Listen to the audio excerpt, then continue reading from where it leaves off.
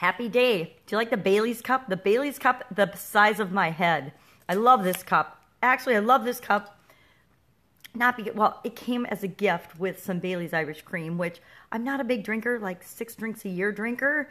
And just because it's not great for my body. I've learned over the many decades that I've been alive that certain things like alcohol and sugar don't react super well with my body and my joints. And it's not so much that I can't handle a couple of drinks. It's that the next day, my body feels terrible. Not my head even anymore, is like, when you're in your 20s and you're partying in college. Not college anymore. College back in the day when I was in college.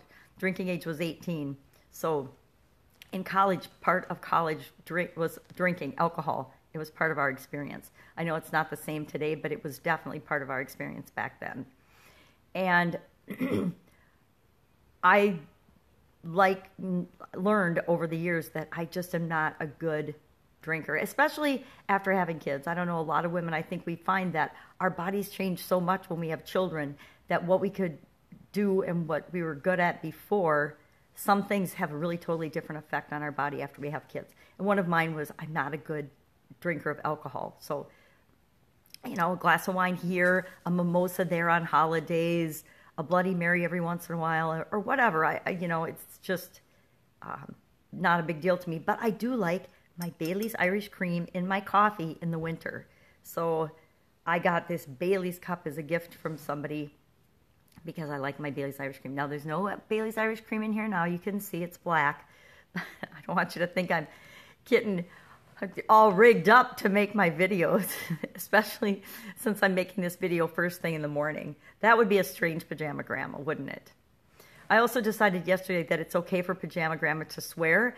I'll just have to, if I ever share these on my podcast, make sure that I put explicit on them. Now, my curious question today is, what is explicit for the categorization of explicit on a podcast? I mean, is it, and I don't want to say a bunch of swear words now, but is it like hell? Is hell a swear word? Is pissed off a swear word? Is damn a swear word? I mean, I know certain swear words. Obviously, the F word's a swear word. S is a swear word to most people. But I guess the trick is if Facebook translator would question mark it out, then it's probably considered a swear word. I don't know. So I just was thinking about that today because pajama grandma doesn't really swear a lot, but she does every once in a while. If she gets passionate about a subject, every once in a while swear words come out of her mouth. I know. Amazing, right? How could such a sweet lady with a side ponytail possibly curse? Judgmental people of the universe, guess what? There's a lot of people that curse. And I mean, I was a little shocked when I noticed how much Tony Robbins curses in his live presentations now. I've been listening to his stuff for decades, okay, like almost probably 35, 37 years, however many years. A lot of decades, though, almost 40 years. I've been following Tony Robbins since he first got started in his career. And I just noticed how much he curses now. And he does it 100% for effect. And to be himself and to be a powerful disruptor of our thoughts. And I know some people get all offended by that and they won't even listen to him because he swears. Well, that is everybody's prerogative, but that is each of our own judgment about another person. And he has found over decades of practicing what works and what breaks through to people. And using curse words clearly is effective and works to break people's patterns of thought. And that's why he uses it. Everything he does is very intentional. So if you think he's just swearing for the sake of swearing, he's not. He's swearing to break patterns and to break through and get our attention. And as the world gets noisier and noisier and more things vie for our attention, the things that people do and the links they go to get our attention, are getting more and more out there and outrageous. Today, reporting in, I did my 2 offers yesterday and got myself back on track for the commitment that I made to myself. And they weren't huge offers. They were just 2 random offers. I did one earlier in the day and then one later in the evening. But I got those both done. Now today I'll make some kind of another offer. I don't know what it's going to be because I just idea to myself 2 days ago, and I have not mapped out a strategy of, okay, what kind of things could I offer every day for a month?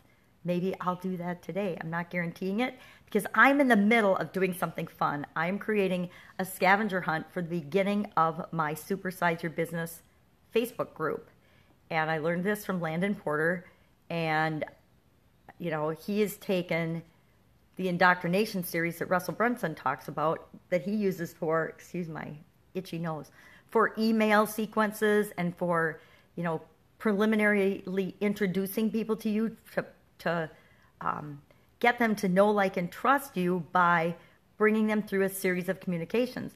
And he's taken that, Landon's taken that idea of Russell's, and he and his team on getting clients without being salesy have put that on the front of their Facebook group and built this incredibly awesome Facebook group. Now, it's not for everybody.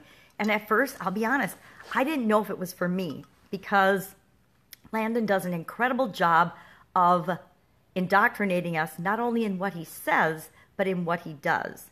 And he acts in a way that will irritate all the type people he doesn't want to have in his group. All the people that are just there to take advantage of other people in the group, all the people that are there to be judgmental and negative and just plain not awesome human beings. And it's so brilliant that I knew what he was doing, and I knew the effect he was trying to have on part of me, because part of me is still, like every other human being, a little bit judgmental and a little bit critical of other people. We all are. We all judge people as to whether they're for us or not, whether we want to follow them or not, whether we want to listen to them or not, based on a lot of very superficial, very surface things. Do we like the way they wear their hair? Do we like the way they drink their coffee? Do we like the way they start their video? Do we like the way they end their video? Do we like that they're even on video? Do we like the tone of their voice? Do we like the sound of their voice? All of these things, and here's the scary part, all of these things happen at a subconscious level. We do these things automatically based on our past experiences, and we don't even know we're doing them. So as I was first going through he's got a treasure hunt on the front of his. And it's actually a training that trains people to get them to go through the treasure hunt, but it's a full-fledged course and training that teaches you how to get clients without being salesy, while it indoctrinates you and teaches you how to behave as a member of the group. And I'm like, this is so incredible. I've been through it like 2 or 3 times because I love the way he does it. And so I am creating something pajama grandma style for my Supersize Your Business group. And we were doing scavenger hunts a long time ago, and we were doing scavenger hunts for the launch of, to gamify the launch of a mobile app that I'm on a team that we're doing. And so I'm like, oh my God, this is a no-brainer. I'm putting a scavenger hunt on the beginning of mine, and I'm creating my indoctrination series. Now, I can already tell as I'm creating it that I've got way too much content in it and too many steps.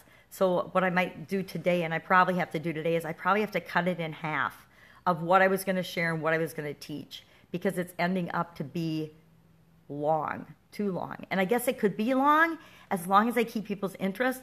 But I think as I'm indoctrinating them into a group, I don't want them to go through a 9 or 10 step or 9 or 10 unit process or map.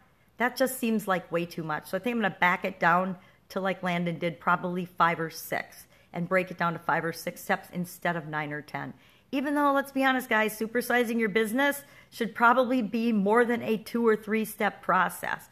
Yeah, the absolute basic simple steps are 2 or 3, but that's people lying to you and telling you you can do it in 24 hours when, you know what, it might take you a couple weeks to really analyze, figure out what you're doing. I can tell somebody in 15 minutes what the number one next thing they need to do is to move their business ahead. It's something I've been doing for 35 years, looking at and figuring out and analyzing businesses. And so as I'm thinking about what the heck am I good at, what's my superpower, that's my superpower. I can ask a couple questions, listen, and then I'm like, bingo, this is it right here. And do they always want to do it? No. Do they always know that that's the next thing they should have been doing or should be doing? Yes, they always know it. And so we always know exactly what we need to do. We just don't necessarily let ourselves see it or realize it on a conscious level. And that's why I can do that in 15 minutes. I'm not like magic or special or superpowered. That's just why I understand how we work in our business brains because I've done so many of the little buggers. So that's what I'm doing today. I'm working on the scavenger hunt. I'm trying to finish the scavenger hunt today. Now, when I come back tomorrow and I tell you I'm not done with it, don't be surprised because I've got like 3 site reviews and 3 coaching calls today. And so that's a lot to do, plus work on my own things on the side, my scavenger hunt. And so I will cut myself some slack if it's not done, but I will make massive progress on it. I know that. I made a lot of progress yesterday. And for me, a lot of the time-consuming part is actually in the planning. It's like, and most people don't. They just rush in and they do stuff, and then they have to go back and fix it.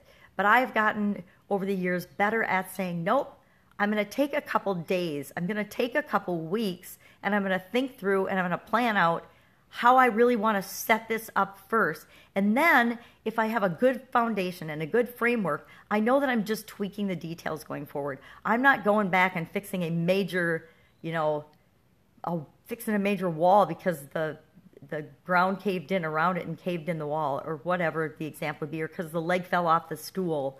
I think you know what I mean when I say going back and having to fix a foundation issue. One of the core basic things that I didn't plan or put in place in the first place. I don't like doing that. I haven't had to do that for a long time. And so I always try to make sure that I set the foundation, spend the time planning that planning is required, and then I move forward with it. Although I'm pretty quick to act too. So I think that some people can go the opposite way with that. They plan, study, and never really actually get anything done. I'm guilty of that as well. We get into this learning loop, and it takes us on a wild goose chase after so many things that really aren't in our core track of what we're trying to accomplish. So that's what I'm up to today. What are you up to today? I would love to know. If you would share in the comments below, that would make me happy because I like to know what other people are working on. If I can help you in any way, please ask. Ask in the comments below. Just put #ask, and that'll start a conversation, and I'll message you, and I'll say, what can I help you with? And then you can let me know, and I'll let you know if I can do it or not.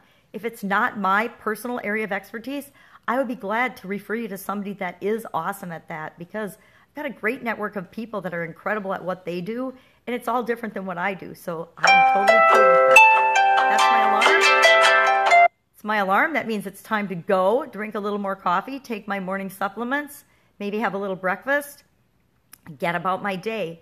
So go out, have an awesome day, and I will see you tomorrow with another report. Maybe I'll tell you what I figured out what to offer today. I still haven't figured it out yet. Actually, I haven't even thought about it till I said it. So if you have any ideas of what I should offer, go ahead and put that in the comments below too, because that would really help me out. Thanks. Bye.